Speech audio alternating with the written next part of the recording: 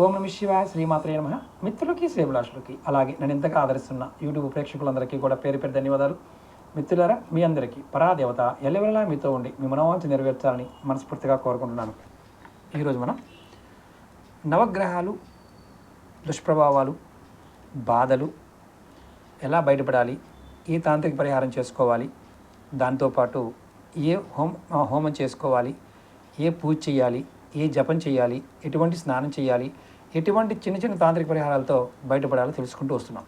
ఈరోజు వీడియోలో రాహుగ్రహానికి సంబంధించిన సమస్యలు, బాధలు ఎలా బయటపడాలి, ఏం చేస్తే అంటే ఎలా ఉంటుంది, ఎలా బయటపడాలి చెప్తాను. దశలోను, అంతర్దశలోను, విదశల్లో ఉన్న వాటి నుంచి ఎలా బయటపడాలి, పరిహారాలేంటి, తాంత్రిక పరిహారాలేంటి, ఈ వీడియోలో చెప్తాను.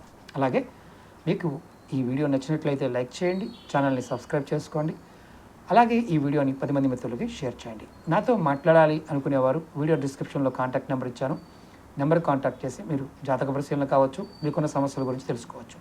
అలాగే తాంత్రిక వస్తువులు కానీ పూజా వస్తువులు కావాల్సిన వారు మన ఈకామర్ వెబ్సైట్ లింక్ కూడా వీడియో డిస్క్రిప్షన్లో ఇచ్చాను, దానిలోకి వెళ్ళి మీరు తీసుకోవచ్చు.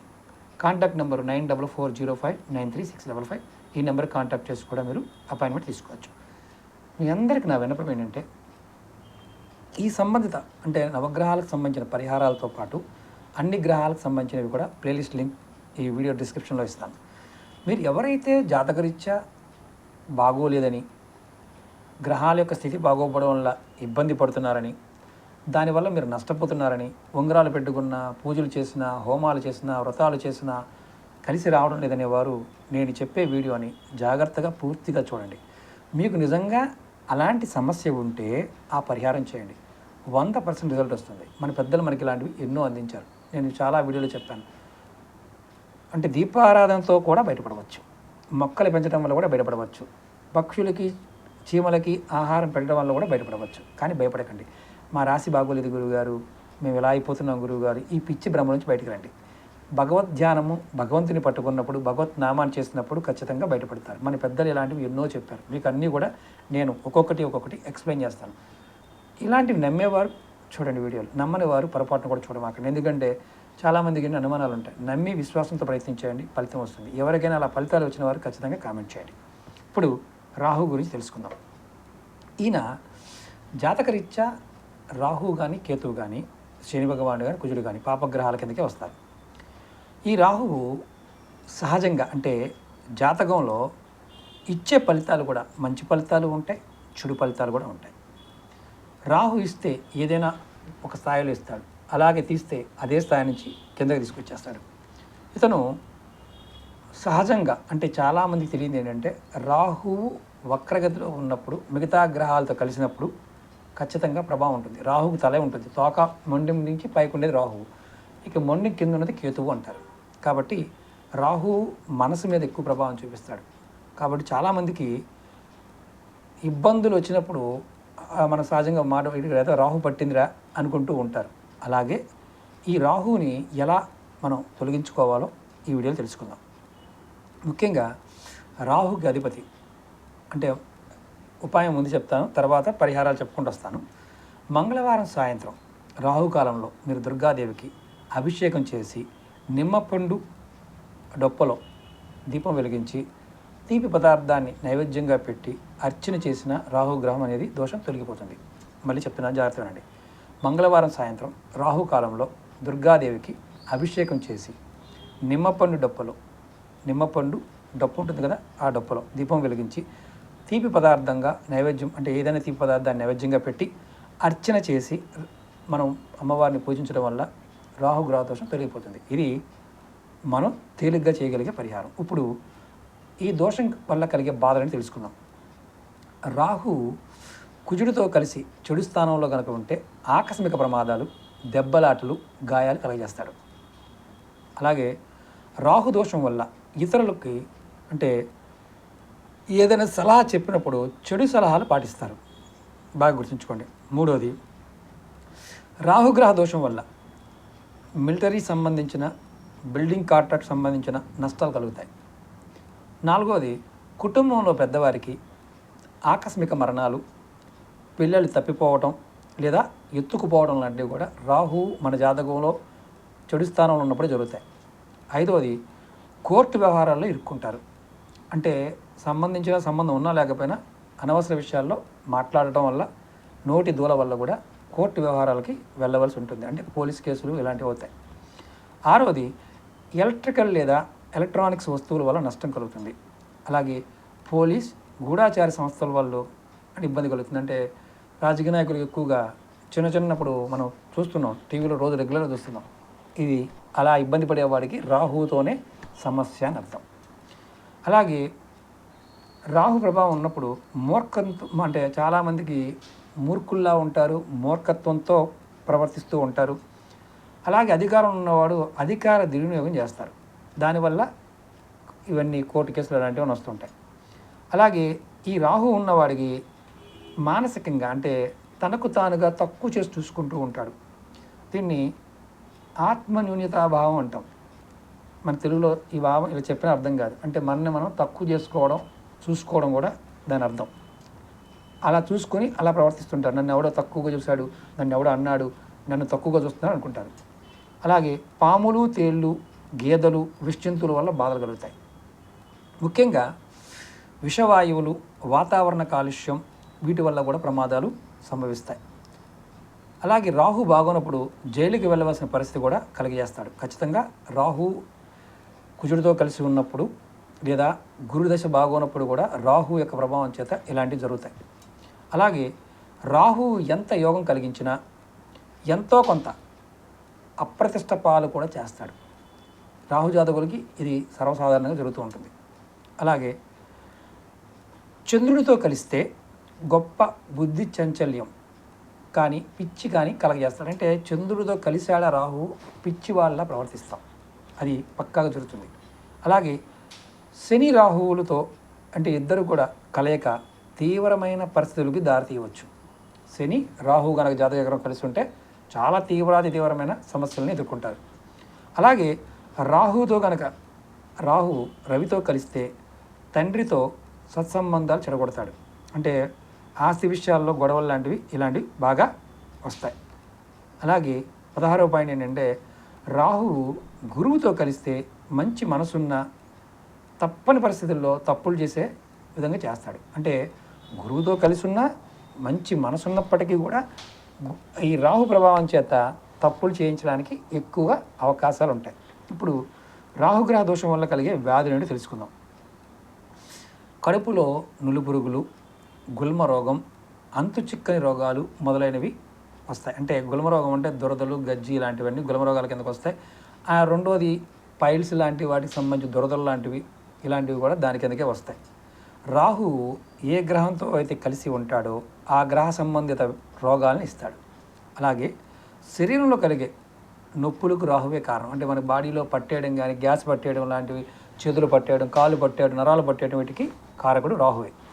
రాహువు వాయుతత్వ కారకుడు అవడం వల్ల మన శరీరంలో సమస్త వాయు సంబంధ రోగాలు కలగజేస్తాడు. ఎసిడిక్ ప్రాబ్లమ్స్, చాలామంది కడుపుబ్బరము, నాభి, మర్మాంగము, ఈ నొప్పుల కారణం కూడా రాహువే. చాలామంది తెలియదు. అంటే ఇలాంటి బాధలతో ఉంటారు కానీ ఏ గ్రహం వల్ల వస్తుందో తెలియదు. కాబట్టి ఇది తెలుసుకుంటున్నారు కాబట్టి ఖచ్చితంగా మీరు సమస్యకి సమాధానం నెక్స్ట్ చెప్తాను. అలాగే శుక్రుడు రాహువు కనుక కలిసి ఉంటే చర్మ సౌందర్యానికి ఇబ్బంది వస్తుంది. అంటే చర్మ సంబంధమైన రోగాలు తెస్తాడు.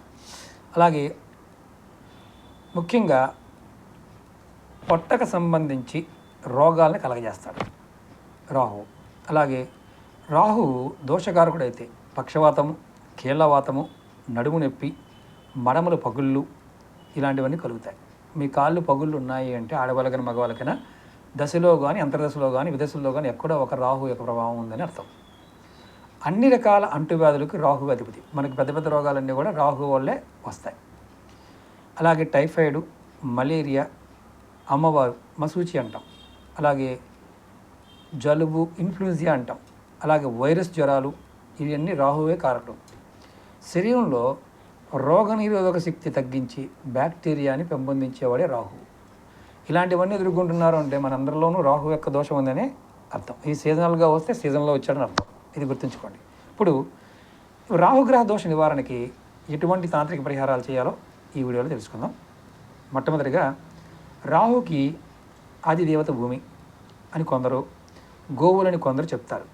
అలాగే ప్రత్యాది దేవత సర్పములు కనుక ఆదిదేవత ప్రత్యాది దేవత దేవతా సహితంగా మంత్ర పునర్చరణ చేయటం వల్ల దోష నివారణ కలుగుతుంది. అంటే రాహు యొక్క సంబంధించిన దోషానికి సంబంధించిన రాహు స్తోత్రం చేసిన ఎప్పుడు అనుకుంటూ ఉన్న పునశ్చరణ చేస్తూ ఉన్న రాహుగ్రహ దోషం దొరుకుతుంది. రెండవది, రాహుకి అధిష్టాన దేవత దుర్గాదేవి కనుక దుర్గా సప్తస్థతి పారాయణం చేయటం కానీ, మంత్రం కానీ, కవచం కానీ ఇది రెగ్యులర్గా పునశ్చరణ చేస్తూ ఉంటే ఆ దోషం కూడా తొలగిపోతుంది.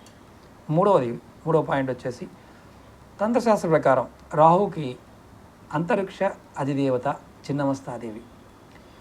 ఎవరి జాతకంలోనైనా సరే రాహు ప్రభావం బాగున్నప్పుడు చిన్నమస్తాదేవి పూజ చేసినా, అష్టోత్తరం చేసినా మంచి ఫలితాలు ఉంటాయి. అమ్మవారి తనకు తానుగా శక్తి కంఠాన్ని ఖండించుకొని రక్తధారల్ని తాగే శక్తిగా మనం చూస్తూ ఉంటాం. చిన్నమస్తాదేవిని విధి విధానంగా ఎవరైతే పూజిస్తారో రాహుగ్రహ దుష్ప్రభావాలు ఆటోమేటిక్గా నివారింపబడతాయి. రాహుగ్రహం ప్రమాదాలకి, పూర్వజన్మకు సంబంధించిన కర్మల నుంచి వచ్చే ప్రమాదాలకి, నాగదోషాలకి, హఠాత్తుగా జరిగే సంఘటనలకి కలగజేయడమే రాహుకుండే లక్షణం.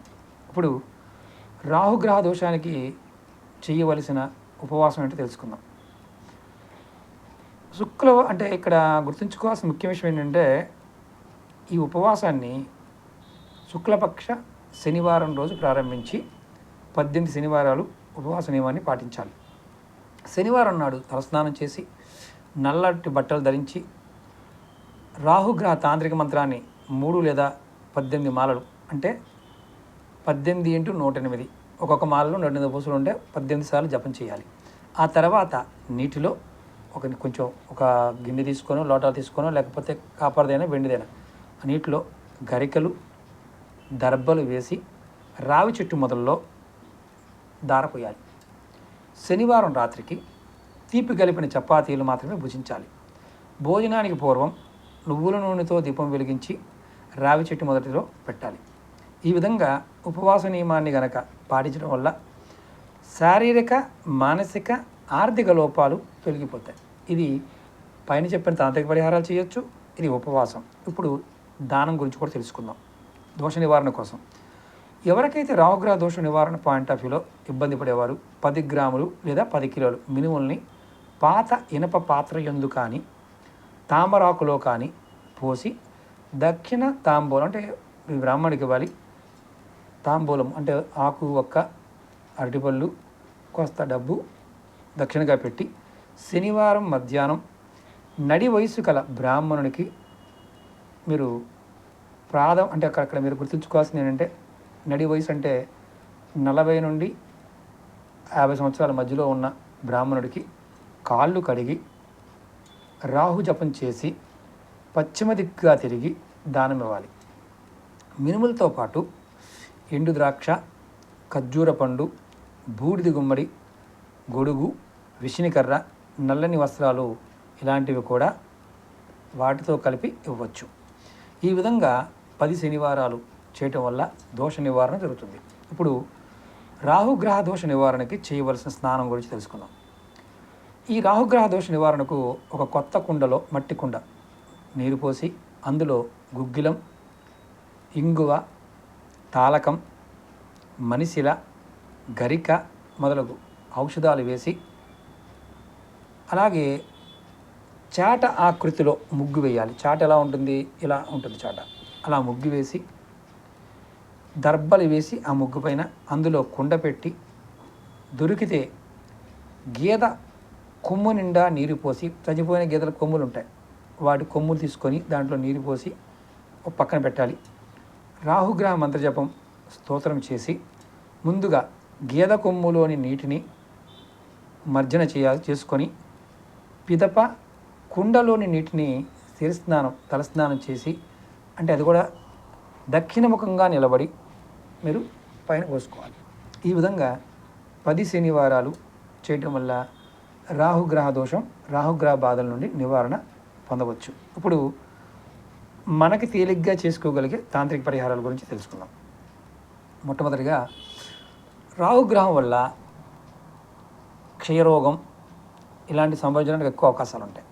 ఒకవేళ మీకు ఎవరికైనా ఎడతెరపని దగ్గు ఉండి క్షయగా మీకు తెలిస్తే మీరు 100 గ్రాములు బార్లీ గోమూత్రంతో కడిగి, అంటే బార్లీ గింజల్ని 100 గ్రాముల బార్లీ గింజల్ని గోమూత్రంతో కడిగి ఎక్కడైనా పారుతున్న నీటిలో దారపోయాలి.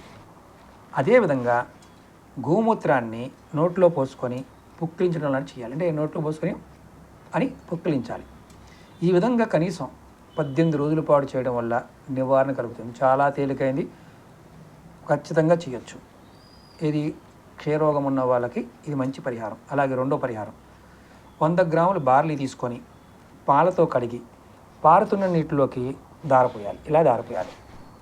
ఈ విధంగా కనీసం 4 రోజులు చేయడం వల్ల నివారణ కలుగుతుంది. 4 రోజులే చేయాలి.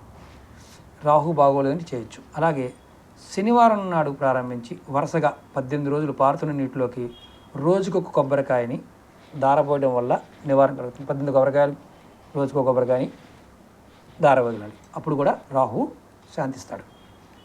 4వది, ముల్లంగి సత్తుదుంపలు రోజుకు 4 వంతున 8 రోజులు దానం చేయాలి.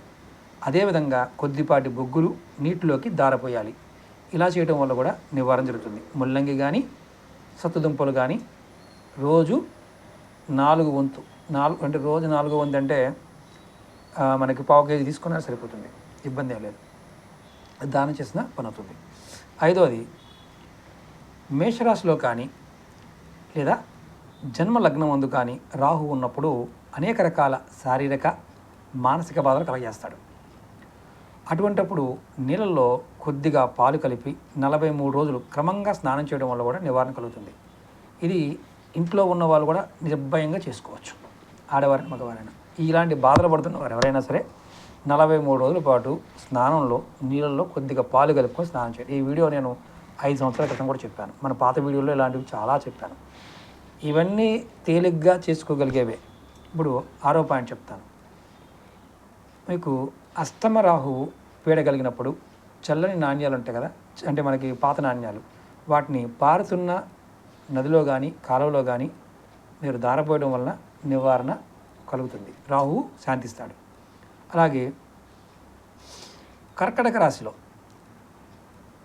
అంటే రాశిలో కానీ లగ్నం నుండి చతుర్థ స్థానంలో కానీ రాహు ఉంటే సంతానానికి, విద్యాబుద్ధిలో ఉందు, గృహ యజమానికి సొంత ఇల్లు లేదా వాహనాలు లేదా తల్లి ఆరోగ్యం, అంటే పిల్లల దగ్గర నుండి మొదలుపెట్టి తల్లి వరకు కూడా చాలా ప్రభావాన్ని ఎక్కువగా చూపెడతాడు. అంటే ఏదో ఒక సమస్య తల్లి ఆరోగ్యం విషయం మీద ప్రభావం ఎక్కువగా చూపెట్టే అవకాశం ఉంటుంది. అటువంటప్పుడు 400 గ్రాములు బాదం పిక్కలు పారుతున్న ఏట్లో, అంటే నదిలో కాలువలో కానీ ప్రతి శనివారం 400 గ్రాములు దారపోయడం వల్ల కూడా నివారణ జరుగుతుంది. తల్లి ఆరోగ్యం బాగోలేదండి, ఇలాంటివన్నీ ఒకేసారి వచ్చి చాలామంది అడుగుతూ ఉంటారు. ఇలా చేస్తే కొంచెం ఖరీదే కాబట్టి, బాదం పిక్కలు అంటే కొంచెం ఖరీదైనవి కాబట్టి ఆలోచించవచ్చు. అలాగే ఇప్పుడు 8వ పాయింట్ తెలుసుకుందాం. పడుకునే గదిలో నిమ్మల పించాన్ని కనబడేటట్లు పెట్టి తెల్లవారుజాము లేవగానే చూడటం వల్ల రాహుగా, అంటే చాలా వీడియోలు చెప్పాను. నిమ్మల పించాన్ని పొద్దున్నే చూడకూడదండి, చూస్తే మహాపాపం అని చెప్పిన వాళ్ళు చాలామంది ఉన్నారు. చూడకూడదని తీసామనే వాళ్ళు చాలామంది ఉన్నారు. పడుకునే గదిలో నిమ్మల పించాన్ని కనబడేటట్లు పెట్టుకొని తెల్లవారుజాము లేవగానే చూడటం వల్ల కూడా రాహుగ్రహ బాధ నివారణ కలుగుతుంది. చాలామంది మీరు చేస్తారా గురువుగారు అంటారు. నేను చేస్తూనే ఉంటాను. ఇవన్నీ మీకు చెప్పేవి 90% నేను చేస్తూనే ఉంటాను. ఎందుకంటే నేను మనిషినే కాబట్టి నాకు గ్రహస్థితులు, వాటి ప్రభావాలు నా మీద ఉంటాయి. ప్రతిదీ కూడా అనుభవపూర్వకంగా చాలా వరకు ప్రాక్టీస్ చేస్తూ ఉంటాం.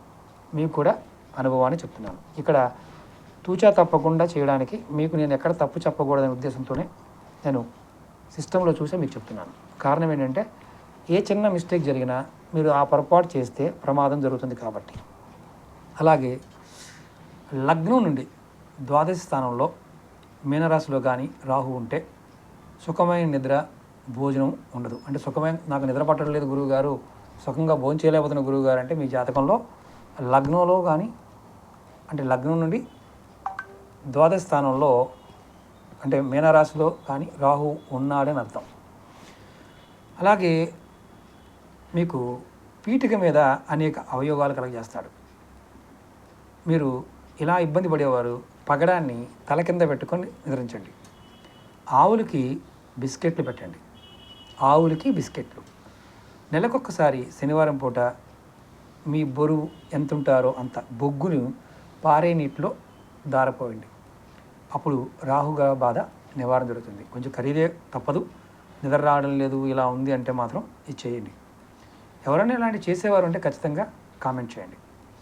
10వ పాయింట్, ప్రతి శనివారం కొంత బిర్యానీ, పలావ్ కానీ బిర్యానీ కానీ మీరు బజార్లో ఎక్కడైనా కొని కానీ ఇంట్లో తయారు చేసి కానీ ఒక భర్త లేని వాళ్ళకి అంటే విడోకి విధవకు దానం చేయడం వల్ల దోష నివారణ జరుగుతుంది. చూడండి ఎంత విచిత్రంగా ఉంది. తంత్రంలో ఇవన్నీ నిజమే అంటే ఉన్నాయి. ఎందుకంటే ఇలాంటివన్నీ కూడా ఎక్కువగా మీకు ఎక్కడ తగ్గుతాయి, మన వీటిలో తగలవు. లాల్ కితాబులో ఎక్కువగా ఇలాంటివి కనిపిస్తాయి. మీరు ఎవరికైనా ఒక విడోకి బిర్యానీ ప్యాకెట్ ప్రతి శనివారం ఇచ్చినా మీకు రాహుగ్రహ బాధ తొలగిపోతుంది. ఆశ్చర్యం. అందుట్లో మటన్ బిర్యానా, చికెన్ బిర్యానా, వెజ్ బిర్యానా ఇదేం లేదు. ఏదైనా పలావ్ ఇవ్వచ్చు. అది అంత. ఇప్పుడు 12 రాసుల వారు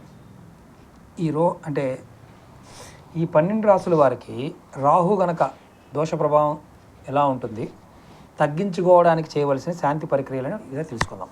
అంటే 12 రాసుల వారికి మేషరాశి వారు ఉమ్మడి కుటుంబంలో ఉండండి. మేషరాశి వారు రాహు ఇబ్బందిగా ఉన్నప్పుడు ఉమ్మడి కుటుంబంలో ఉండండి. బంగారము, పసుపు ధరించండి. అంటే బంగారం ధరించకపోయినా రోజు పసుపు రాసుకొని స్నానం చేయడం, కాళ్ళకి పసుపు రాసుకోవడం లాంటివి చేసినా చాలా వరకు ఈ రాశి వారికి మంచి ఫలితాలు వస్తాయి. అలాగే శనగలు దానం చేయండి. కుక్కలకి ఆహారం పెట్టండి.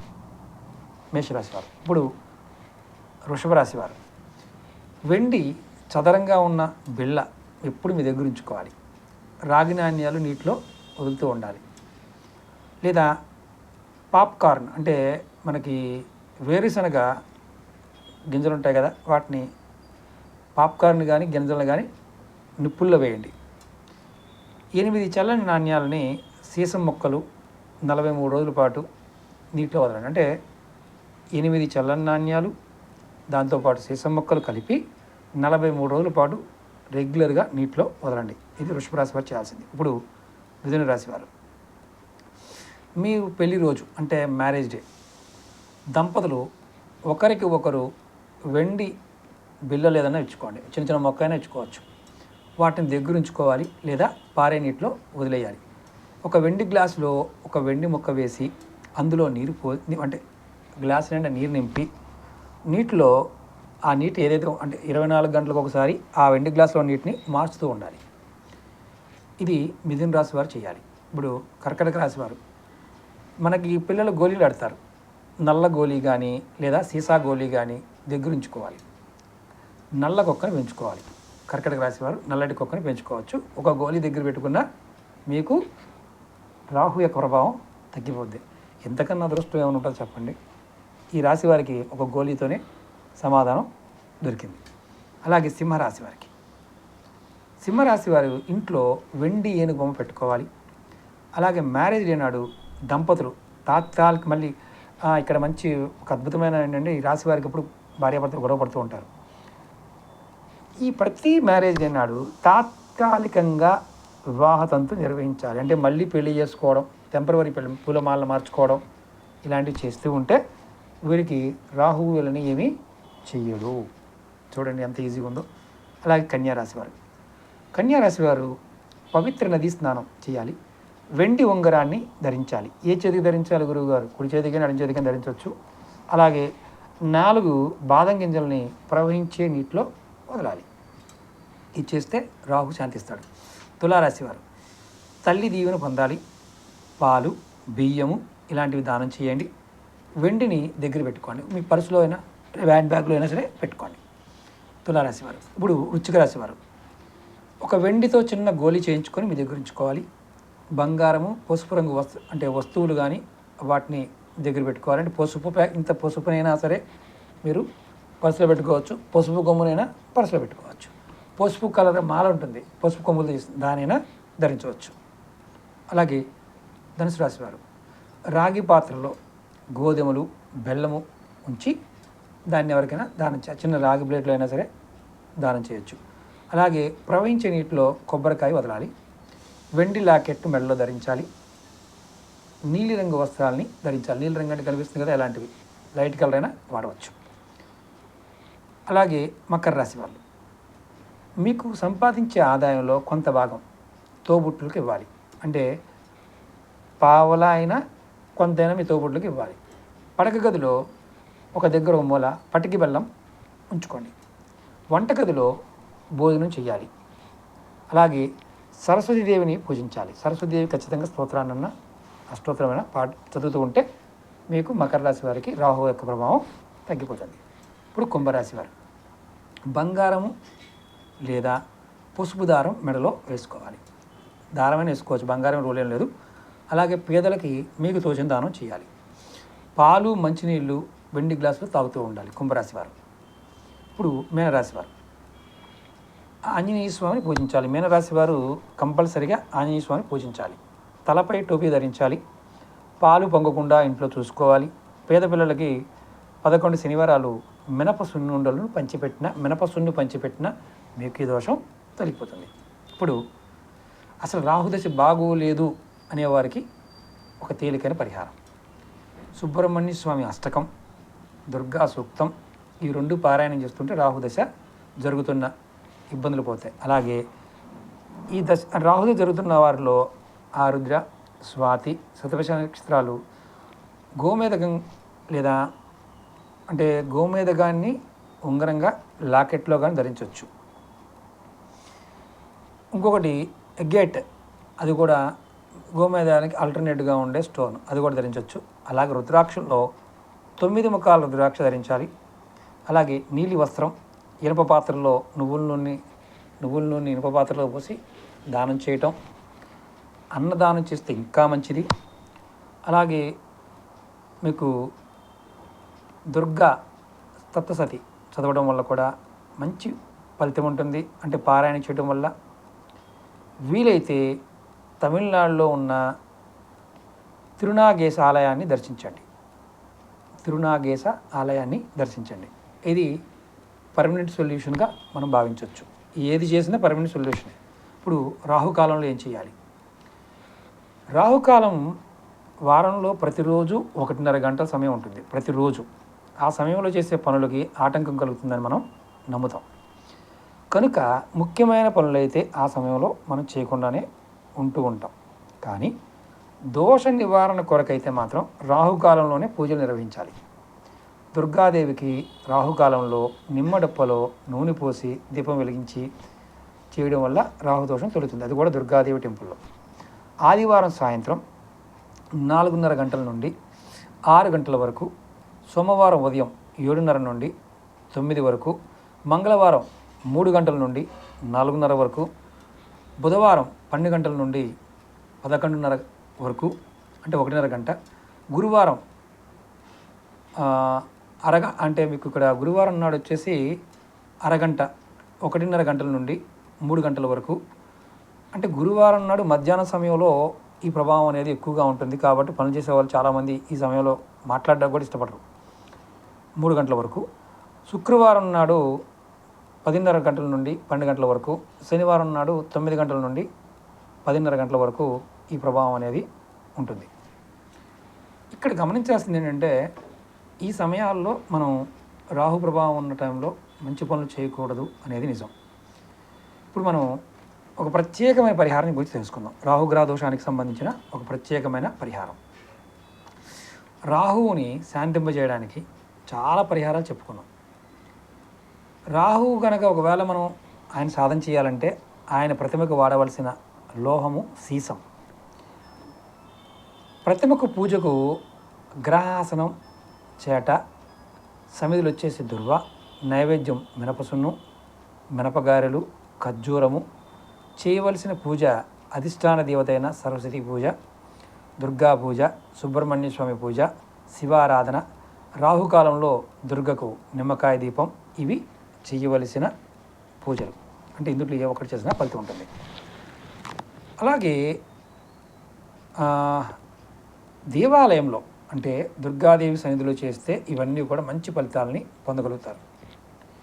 ఇంట్లో అయితే నేతితో దీపం పెట్టాలి, అది ఏ నెయ్యి అని పర్వాలేదు. ఆచరించాల్సిన వ్రతం ఏదన్నా ఉంది అంటే సరస్వతీ వ్రతం ఆచరించాలి.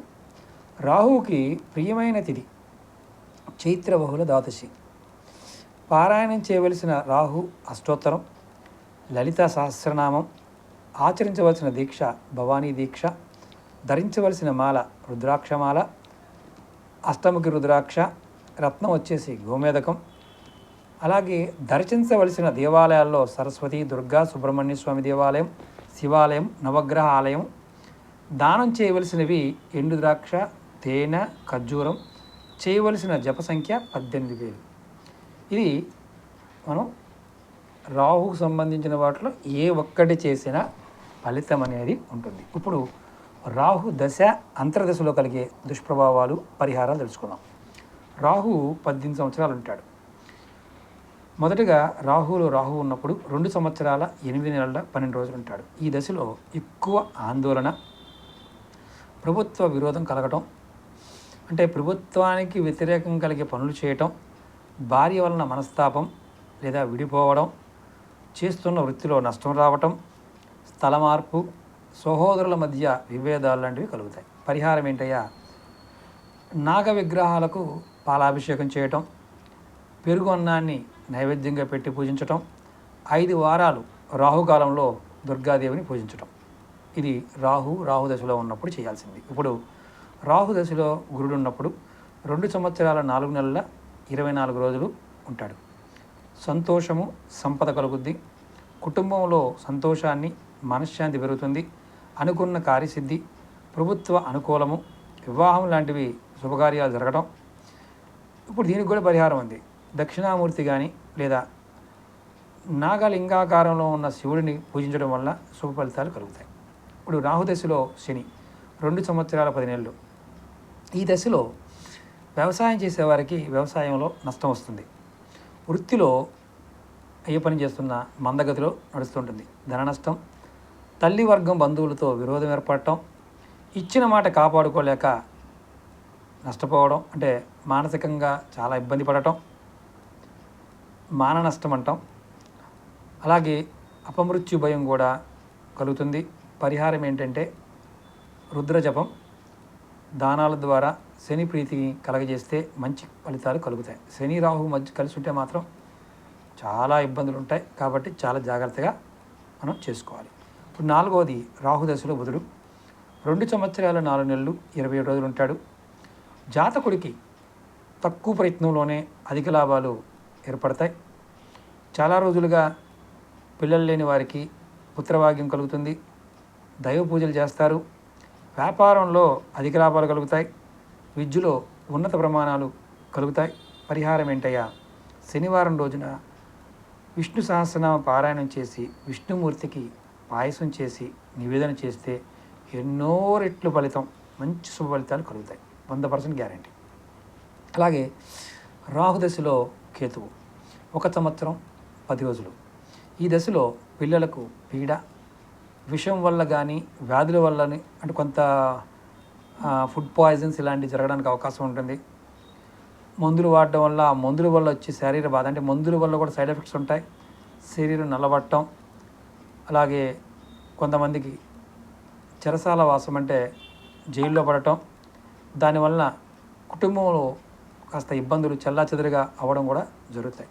పరిహారం ఏంటంటే రావి చెట్టు, వేప చెట్టు ఉన్న దేవాలయాల్లో అశ్లేష నక్షత్రం రోజున నాగప్రతిష్ఠ చేసి అర్చన చేస్తే మంచి జరుగుతుంది, అంటే దోషం తొలుగుతుంది. ఇప్పుడు రాహుదశలో శుక్రుడు 3 సంవత్సరాలు ఉంటాడు. జాతకుడికి రాజ్యబలం, రాజు సన్మానం, అలాగే మనకి ఇక్కడ చాలా ముఖ్యమైన విషయం ఏంటంటే ఈ సమయంలో బంగారు వస్తువులు, ఇల్లు, అంటే సొంతగా ఇల్లు కట్టుకోవడం, అలాగే చట్టవిరోధమైన మార్గంలో వస్తువులు సంపాదించడం, సంపాదన ద్వారా వసతులు కలగడం, కుటుంబంలో కుతూహలము, ఇతర స్త్రీలతో సంబంధాలు, ఆ సంబంధం వలన సంతోషాలు కలగడం. ఇదే స్థితిలో శుక్రుడికి బలం లేకపోతే ఇబ్బంది సేమ్ ఏది జరుగుతాయి అన్ని ఉల్టా జరుగుతాయి. అశుభ ఫలితాలు కూడా కలుగుతాయి. పరిహారం ఏం చేయాలి? శుక్రుడికి గ్రహశాంతి, సంపింగ పువ్వులతో అర్చన చేయడం, సుమంగళులకు తాంబూలాలను ఇస్తూ ఉంటే మంచి ఫలితాలు కలుగుతాయి. ఇప్పుడు రాహుదశలో రవి 10 నెలల 24 రోజులు. ఇది కొంచెం ఇబ్బందికరమైన సమయం చెప్పాలి. మానసిక ఆందోళన, శరీరంలో మంట, భార్యాపిల్లలతో గొడవలు విడిపోవడం, కలహాలు, గొడవల వలన వేరే దేశంలో దాక్కుని జీవించడం లాంటి జరుగుతుంది. పరిహారం ఏంటి?